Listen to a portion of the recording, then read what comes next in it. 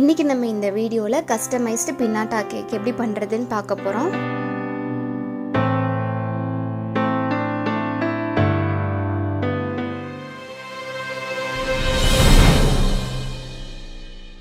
Pinata cake பண்ணுறதுக்கு நான் வந்து டார்க் காம்பவுண்ட் சாக்லேட்டை நல்லா இந்த மாதிரி மெல்ட் பண்ணி எடுத்துக்கிட்டேன். ஸோ இதை வந்து பார்த்தீங்கன்னா நல்ல ஒரு ஹார்ட் ஷேப்பில் உள்ள பினாட்டா மோல்டில் வந்து எல்லா பக்கம் நல்லா ஸ்ப்ரெட் ஆகிற மாதிரி ஈவனாக வந்து ஸ்ப்ரெட் பண்ணி எடுத்துக்கணும். ஒரு முறை நீங்கள் நல்லா வந்து சாக்லேட்டை ஸ்ப்ரெட் பண்ணி எடுத்ததுக்கப்புறம் ஒரு 1/2 hour ஆச்சும் ஃப்ரிட்ஜில் செட் பண்ணி எடுத்துக்கோங்க. அப்போ அது நல்லாவே செட் ஆகிடும். அதுக்கப்புறமும் ஒரு 2-3 கோட்டிங் நீங்கள் கொடுத்தீங்க அப்படின்னா ரொம்ப பர்ஃபெக்டான ஒரு ஸ்ட்ராங்கான ஒரு பேஸ் மாதிரி நமக்கு கிடைக்கும். அடுத்து பினாட்டா கேக் சுற்றி ஃபுல்லாகவே வந்து இந்த மாதிரி சாக்லேட்ஸ் வந்து கவர் ஆகிற மாதிரி கேட்டிருந்தாங்க.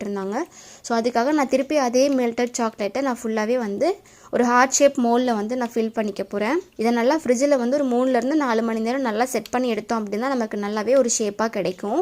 இப்போ பாருங்கள், ஒரு 1/2 hour நான் ஃப்ரிட்ஜில் வந்து செட் பண்ணி எடுத்துக்கிட்டேன். நல்லாவே ஓரளவுக்கு நல்லா செட் ஆயிடுச்சு. இப்போ இந்த எட்ஜ் இருக்குது இல்லைங்களா, அந்த எட்ஜை வந்து கம்ப்ளீட்டாக வந்து மறுபடியும் 2வது கோட்டிங் மாதிரி கொடுத்து ஃபுல்லாகவே கவர் பண்ணணும். இந்த மாதிரி பண்ணால் தான் உங்களுக்கு பேஸ் வந்து கீழே உடையாமல் இருக்கும். இல்லைனா நீங்கள் டீமோல்ட் பண்ணும்போது அந்த எட்ஜஸ் எல்லாமே வந்து உடஞ்சி போயிடும். ஸோ முடிஞ்ச வரைக்கும் அந்த எட்ஜஸ் எல்லாமே வந்து நிறைய சாக்லேட்ஸ் வச்சு கோட் பண்ணி கம்ப்ளீட்டாக வந்து நல்லா கவர் பண்ணி எடுத்துக்கோங்க. ஸோ கம்ப்ளீட்டாக வந்து நான் சாக்லேட்ஸை ஃபுல்லாகவே எல்லா பக்கம் நல்லா ஸ்ப்ரெட் பண்ணி இதை செட் பண்ணிக்க போகிறேன். ஃபுல்லாக கவர் பண்ணின பிறகு இது ஒரு ஃப்ரிட்ஜில் ஒரு 2 மணி நேரமாவது டிஸ்டர்ப் பண்ணாமல் நீட்டாக வந்து ப்ளேஸ் பண்ணிக்கோங்க. அடுத்து இந்த பின்னாட்டா கேக்குள்ளே ஒரு ஃபஜ்ஜி ப்ரௌனி வந்து கேட்டிருந்தாங்க. ஸோ அதையுமே வந்து கரெக்டாக வந்து பேக் பண்ணி எடுத்துகிட்டு அழகாக பீஸ் போட்டு நான் எடுத்துகிட்டு இருக்கேன். ஸோ பின்னாட்டா கேக்கில் வந்து உள்ளுக்குள்ளே என்ன வேணாலும் இருக்கலாம். நீங்கள் சர்ப்ரைஸாக உள்ளே என்ன வேணாலுமே நீங்கள் ப்ளேஸ் பண்ணிக்கலாம்.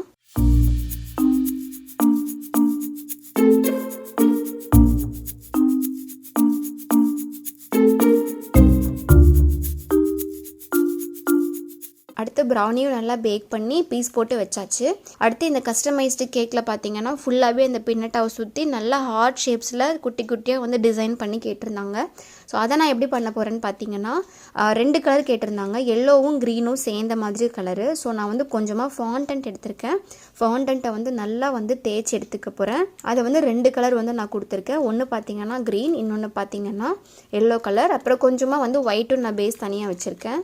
ஸோ 2 பீஸாக எடுத்துக்கிட்டு ஒரு இதில் வந்து எல்லோ கலரும் இன்னொரு இதில் வந்து க்ரீன் கலரும் நான் ஆட் பண்ணியிருக்கேன். ஃபாண்டன்ட்டில் வந்து கலர் ஆட் பண்ணின பிறகு நல்லா ஒரு க்ளவுஸ் போட்டுக்கோங்க. அப்போ தான் வந்து நல்லா ஒட்டாமல் கிடைக்கும். ஸோ இப்போ பாருங்கள், 2 கலரும் அழகாக வந்து மிக்ஸ் ஆயிடுச்சு. இதை நல்லா தேய்ச்சிக்கிட்டு நான் வந்து ஹார்ட் ஷேப்ஸில் வந்து கட் பண்ணி எடுத்துக்க போகிறேன்.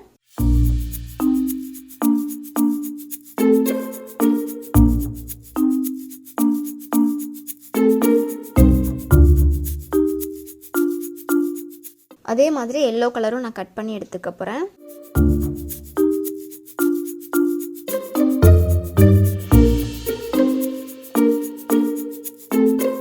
அடுத்து பார்த்தீங்கன்னா எல்லோவும் க்ரீனும் நல்லா மிக்ஸ் பண்ண மாதிரி 2 ஷேடு கொடுத்து லெட்டர்ஸ் மாதிரி கட் பண்ணிக்க போகிறேன். ஸோ இந்த ஃபாண்டன்ட் ஒர்க்கில் பார்த்தீங்கன்னா மை அப்படின்ற லெட்டர் வந்து தனியாக தெரிகிற மாதிரி கேட்டிருந்தாங்க. அது கூட வந்து ஒரு ஹார்ட் மாதிரி கேட்டிருந்தாங்க டிசைனில். இது ரொம்பவே ஈஸி தான். இல்லை உங்களுக்கு வந்து ஃபாண்டன்ட் லெட்டர் கட்டர் கிடைச்சா கூட நீங்கள் அதை ஈஸியாக யூஸ் பண்ணிக்கலாம். அதை விட நம்ம இந்த மாதிரி மேனுவல் கட் பண்ணுறதே ரொம்பவே ஈஸி தான். அடுத்து வந்து ஒரு ஹார்ட் ஷேப்பும் வந்து நான் கட் பண்ணி எடுத்திருக்கேன்.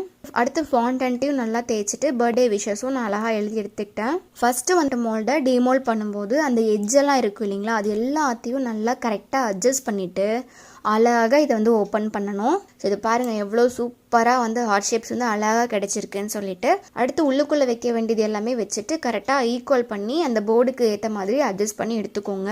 அப்புறம் பார்த்தீங்கன்னா பின்னாட்டா அந்த மேலே வச்சுருக்க மோல்டு வந்து ஆடாமல் ஷேப் மாறாமல் இருக்கிறதுக்காக டார்க் காம்பவுண்ட் சாக்லேட்டை நம்ம கரைச்சி வச்சுருந்தோம் இல்லைங்களா, அதையவே வந்து நான் ஒரு பைப்பிங் பேக்கில் ஃபில் பண்ணி ஒரு பார்டர் மாதிரி கொடுத்துட்ருக்கேன்.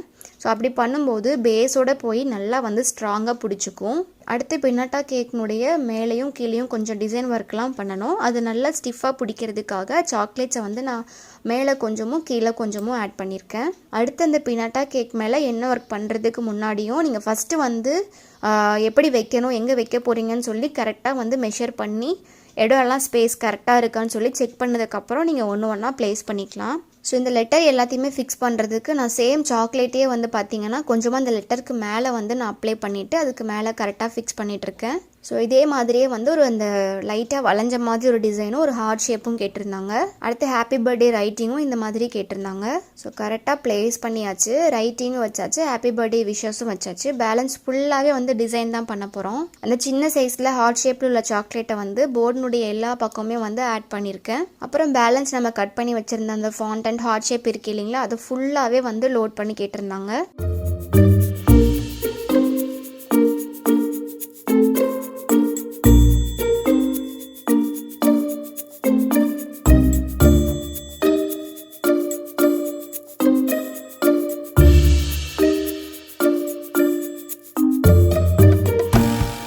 அடுத்து பினாட்டானுடைய ஹேமருமே பார்த்தீங்கன்னா இந்த க்ரீனும் எல்லோவும் கலந்த காம்பினேஷனில் ரிப்பன் போட்டு கம்ப்ளீட்டாக டிசைன் பண்ணியிருந்தோம். ஸோ பினாட்டா கேக் பொறுத்த வரைக்கும் யாருனாலையும் ரொம்ப ஈஸியாக பண்ண முடியும். ஜஸ்ட் டார்க் காம்பவுண்டை நல்லா மெல்ட் பண்ணிவிட்டு மோல்டில் ஆட் பண்ணி செட் பண்ணி அழகாக டிமோல்ட் பண்ணி உள்ளுக்குள்ளே ஃபில்லிங் வச்சிங்க அப்படின்னா சூப்பரான பினாட்டா கேக் வந்து ரெடி ஆகிடும். பேலன்ஸ் இருக்க ப்ரௌனி எல்லாமே அழகாக ஒரு பேக் பண்ணி நம்ம கஸ்டமருக்கு கொடுத்துக்கலாம். ஏன்னா பினாட்டா கேக்குள்ளே பார்த்தீங்கன்னா ஃபுல்லாக நம்ம நிறைய வந்து ஒரு 1/2 kg ப்ரௌனியை உள்ளே வந்து நம்மளால் லோட் பண்ண முடியாது. ஸோ நீங்களுமே உங்களுடைய பர்த்டேக்காகட்டும் இல்லை ஏதாவது ஒரு ஸ்பெஷல் ஃபங்க்ஷனுக்காகட்டும் இந்த மாதிரி பினாட்டா கேக்ஸ்லாம் ரொம்ப ஈஸியாக பண்ணிக்க முடியும். அதே மாதிரி நம்ம பேக்கிங் கிளாஸஸ் எல்லாமே வந்து கண்டக்ட் பண்ணிட்டு இருக்கோம். அது உங்கள் எல்லாருக்குமே முன்னாடியே தெரிஞ்சிருக்கும். இது ஃபுல்லாகவே வந்து ப்ரொஃபஷ்னலாக இருக்கும். ஹோம் பேஸ்டு கேக்ஸ் இருக்காது. உங்களுக்கு வந்து ப்ரொஃபஷ்னலாக வந்து லேர்ன் பண்ணணும், பேக்கரி ஸ்டைல்ஸ் எல்லாம் அக்யூரேட்டாக நீங்களும் கற்றுக்கணும் அப்படின்னு ஆசைப்பட்டீங்க அப்படின்னா கீழே ஸ்க்ரீனில் தெரிகிற நம்பருக்கு வந்து டைரெக்டாகவே நீங்கள் காண்டாக்ட் பண்ணிக்கலாம். எனக்கும் நம்ம சேனலுக்கும் எப்பயுமே சப்போர்ட் பண்ணிகிட்டு இருக்க உங்கள் எல்லாருக்குமே தேங்க்யூ ஸோ மச்.